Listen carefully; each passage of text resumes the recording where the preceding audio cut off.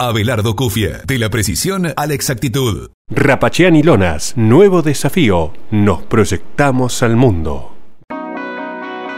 Agricultores Federados Argentinos, Sociedad Cooperativa Limitada, brinda inigualables productos y servicios, sumando valor a la producción. A comienzos del siglo XX, en la por entonces Villa Marcos Juárez, la Sala del Teatro Español, inaugurada en 1914, fue sede de numerosas presentaciones de importantes compañías teatrales.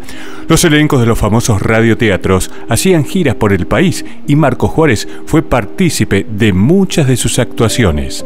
Y con el correr de los años, la afición por el teatro hizo surgir algunos grupos de aficionados locales, hasta que, a mediados del siglo pasado, nació una importante institución artística.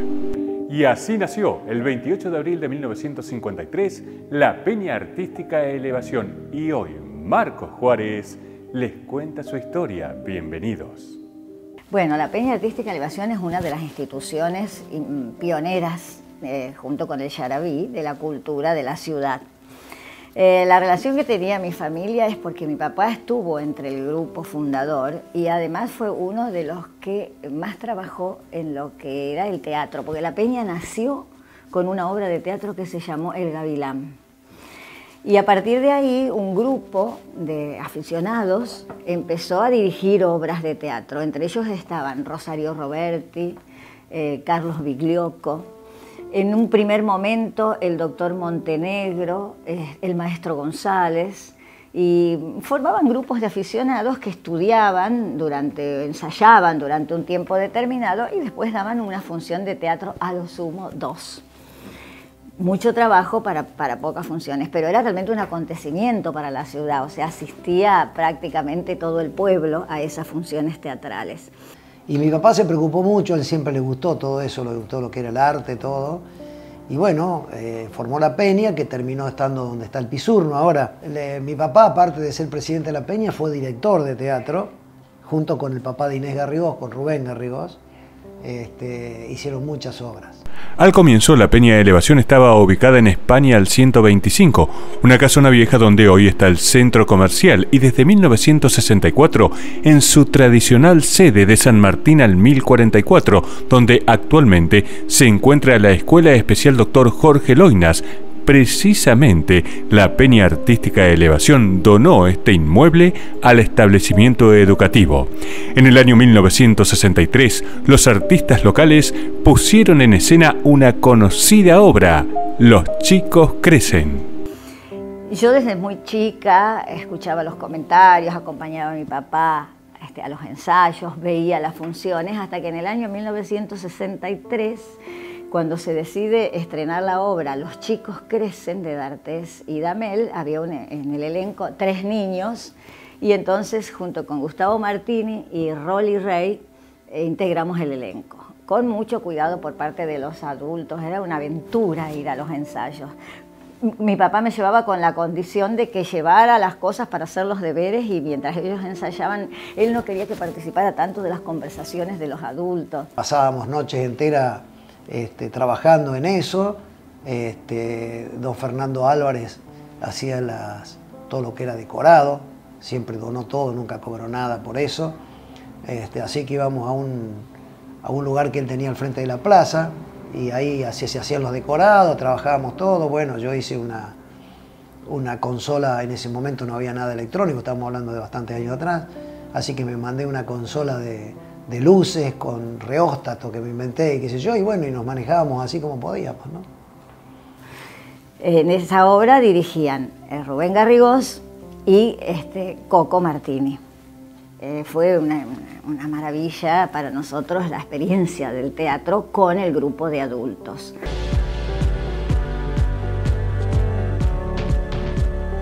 Abelardo Cufia, agricultura de precisión, responsabilidad, calidad, creatividad, experiencia, porque lo que hacemos, lo hacemos con pasión. Abelardo Cufia, de la precisión a la exactitud.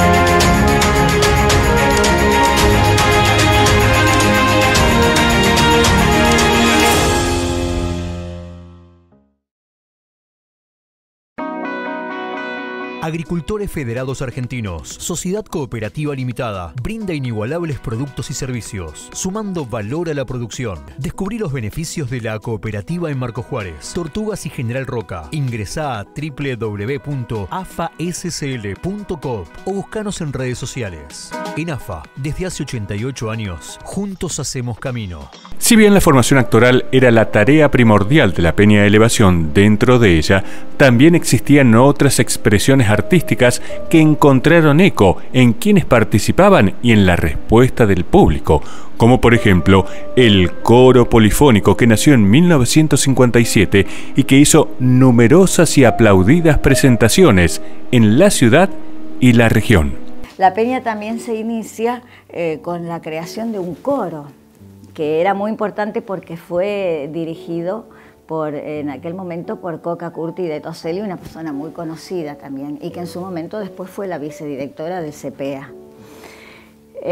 Y cuando la profesora de declamación vino a Marcos Juárez, que inició sus clases en el Yarabí, después de un tiempo se desvinculó del Yarabí y pasó a dar las clases a la Peña Artística Elevación, que en ese momento la Peña funcionaba en un edificio que estaba al lado del Teatro Español.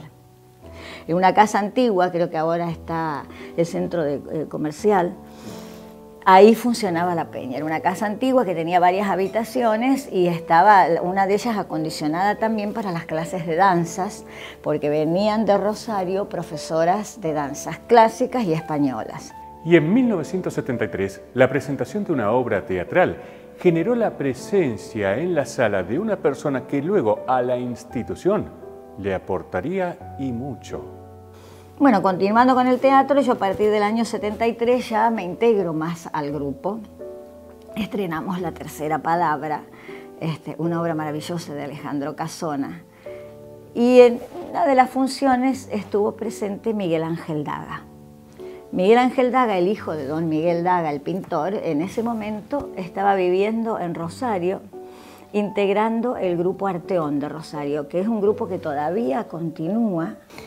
Y Miguel nos propuso hacer un taller de actores. Para nosotros eso era un sueño cumplido. Miguel en ese momento con sus compañeros de Arteón viajaba a Buenos Aires a tomar clases con Hedy Krila, que fue una de las maestras de teatro más importantes que tuvo el país, porque es la que trajo a la Argentina el método Stanislavski. Así que Miguel transmitía lo que aprendían en Buenos Aires. Y la llegada de Miguel Daga a la Peña de Elevación generó el estreno de una obra que fue un verdadero suceso en la ciudad. Entonces con él estrenamos en 1975 Estéfano, un grotesco de Armando Discépolo, que fue realmente un suceso acá en Marcos Juárez. Una obra hecha con un montón de detalles y con muy cuidada la actuación. Hicimos giras, fuimos por varios pueblos del interior y hasta la llevamos a la ciudad de Rosario, a la Sala Labardem. Al año siguiente hicimos He visto a Dios, otro grotesco, y a partir de ahí cambia la historia porque cuando mi padre fue director de Cultura en la municipalidad, decide crear un taller municipal de actores. Y a ese taller municipal de actores lo va a dirigir Miguel Daga. La Peña cede las instalaciones para que funcionara el taller municipal.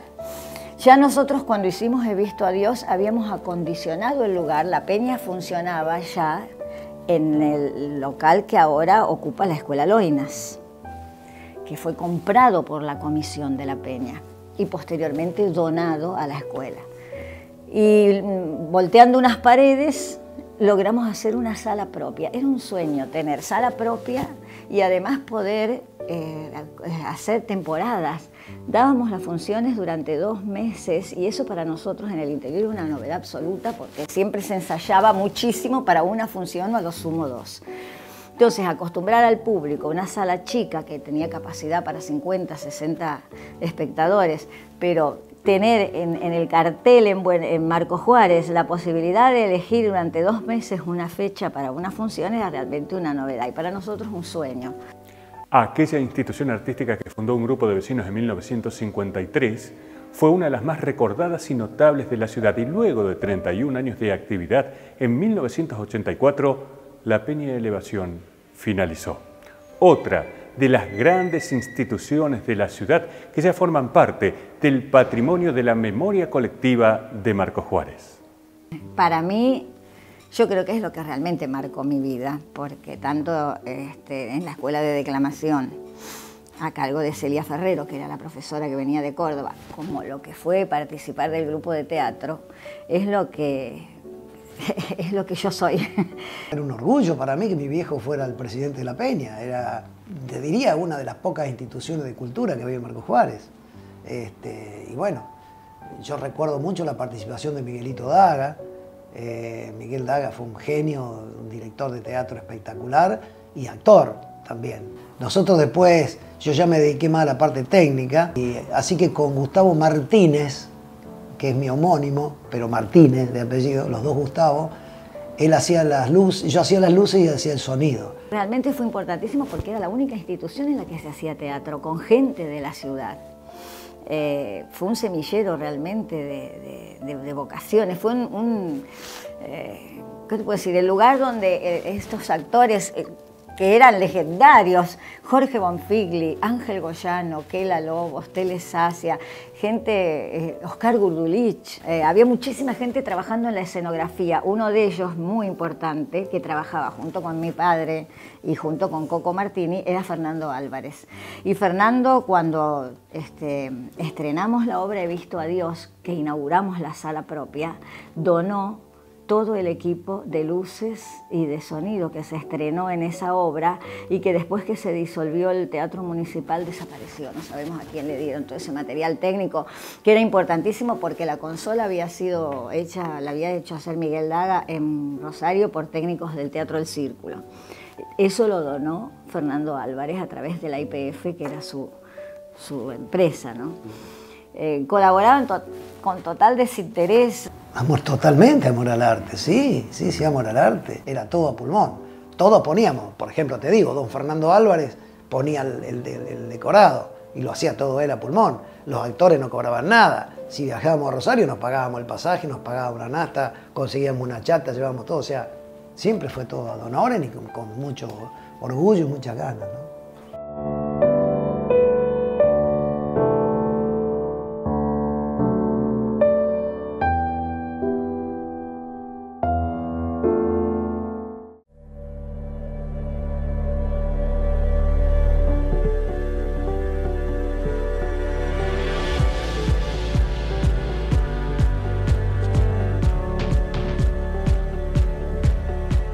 Rapachiani Lonas, tanques bolsa, tanques australianos desmontables, comederos para fitlots, fundas para fardos, celdas australianas, lonas para transporte y maquinaria agrícola. www.rapachiani.com. Nuevo desafío, nos proyectamos al mundo. Abelardo Cufie, agricultura de precisión, responsabilidad, calidad, creatividad, experiencia, porque lo que hacemos lo hacemos con pasión. Abelardo Cufie, de la precisión a la exactitud.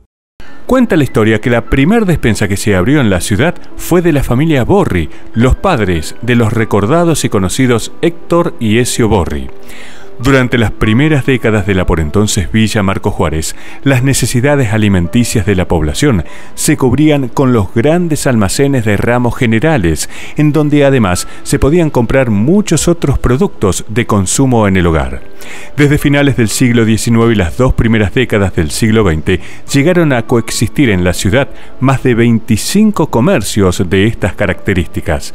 Pero con el correr de los años, la ciudad continuó creciendo y expandiéndose en el territorio, lo que posibilitó la apertura de los comercios de cercanía, y allí en numerosas esquinas de distintos barrios comenzaron a aparecer las despensas. Aunque varios de estos comercios, inclusive muchos de los grandes almacenes de ramos generales que existieron en la ciudad, inicialmente abrieron sus puertas como un lugar de descanso para los trabajadores que antes de regresar a sus hogares paraban a tomar algo, y luego de un tiempo se dedicaron solo a la venta de alimentos y de productos de almacén.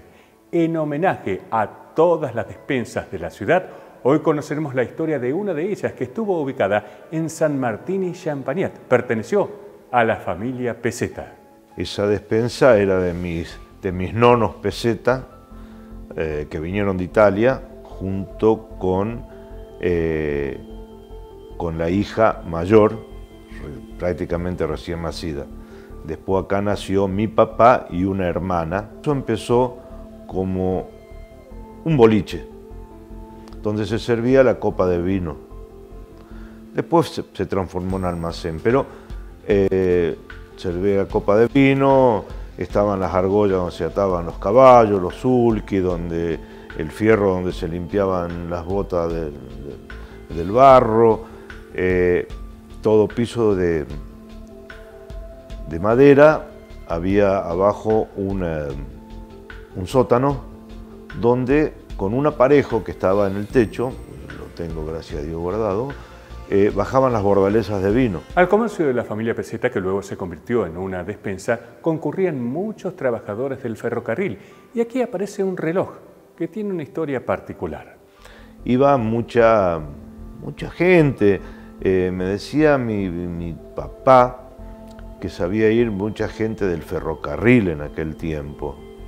Tal es así que yo siempre le pregunté por la historia de un reloj de bolsillo, un reloj marca Roscoe, que está en la foto de aquel tiempo, en el lugar que estuvo siempre, que yo lo recuerdo, que ese reloj lo tengo en mi poder, que funciona perfectamente, que se lo daban a los empleados jerarquizados del ferrocarril y que en una oportunidad se lo dejaron en parte de pago, como se llama. Ese reloj quedó ahí, siempre estuvo colgado a donde mi tía atendía atrás, miraba la hora con eso. Son cositas que uno le va quedando, ¿no? Como la caramelera que metíamos, la cucharita, bueno, todas esas cosas de antes. Todo ese barrio es bastante antiguo. Se formó el Club Argentino, no puedo dar fechas ni nada, lo único que sí que siempre me decía, mi nono Peseta es de los que pusieron los árboles que estaban atrás de la cancha de fútbol, los eucaliptus esos, que después al vender toda esa parte obviamente se sacaron, había puesto los eucaliptus y con un señor barovero cuidaban las canchas de tenis. Y estos comercios de cercanía que comenzaron a aparecer en distintos puntos de la ciudad a medida que la población crecía, tuvieron y tienen una relación muy estrecha con sus clientes, con los vecinos del barrio donde están asentados. Incluso la atención fuera del horario comercial, cuando surge una necesidad, siempre está dispuesta. Adentro estaban las piezas porque se vendía el querosén por litro.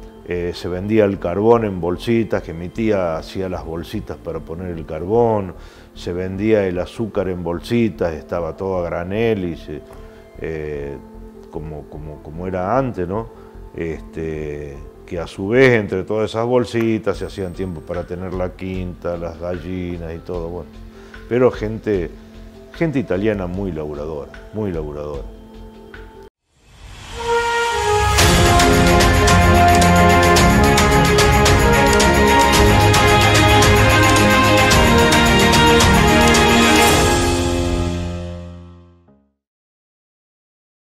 Frente al parquecito, sobre la ruta provincial número 12, el 26 de febrero de 1975, una gran iniciativa del INTA Marcos Juárez generó un trabajo articulado entre el sector público y privado, y fue entonces cuando un grupo de productores agropecuarios de la región creó una institución que se dedicó a la producción, distribución y comercialización de semillas selectas, con el objetivo de obtener semillas de la más alta calidad y pureza y así hacer más eficiente y productivo al sector agrícola del país.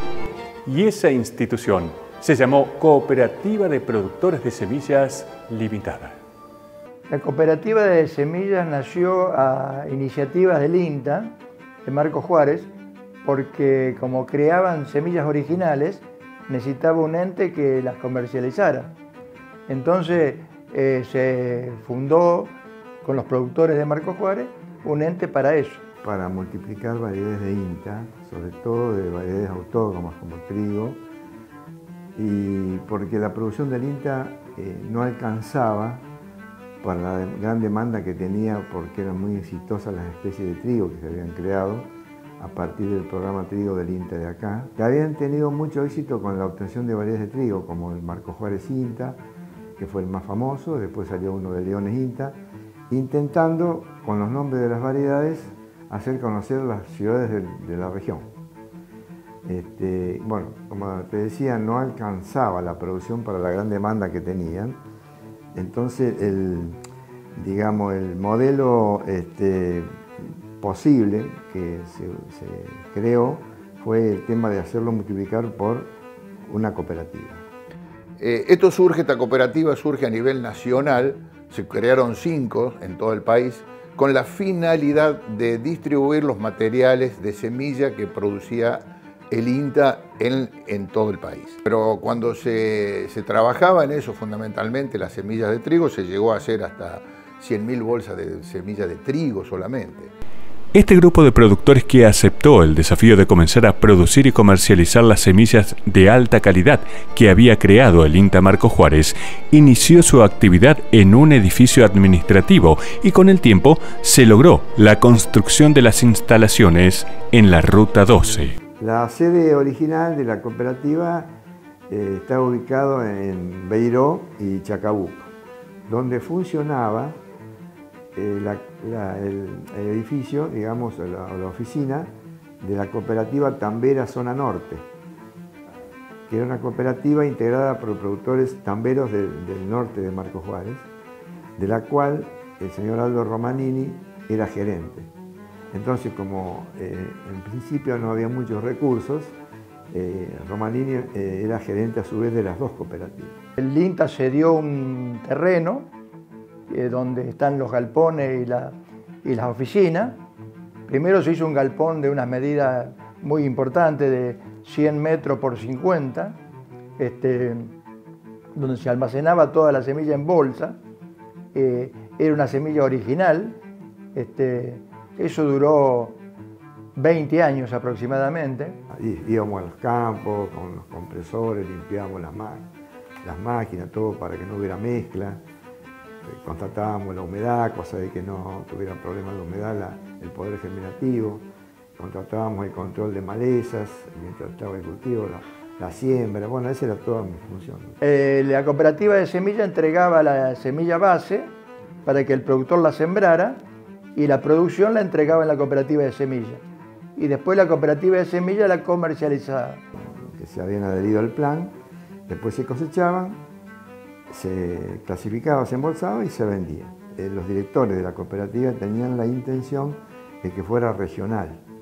Por eso teníamos multiplicadores en Corral de Busto, en Leones, en Mertinger, en Roca, bueno, acá por supuesto. En 1994 la cooperativa de semillas es adquirida por la Cooperativa General Paz y funcionó como semillero y siempre en la Ruta 12 hasta el año 2002. Ya el negocio no era el mismo y se resolvió cerrarla la cooperativa y se hizo cargo la Cooperativa General Paz.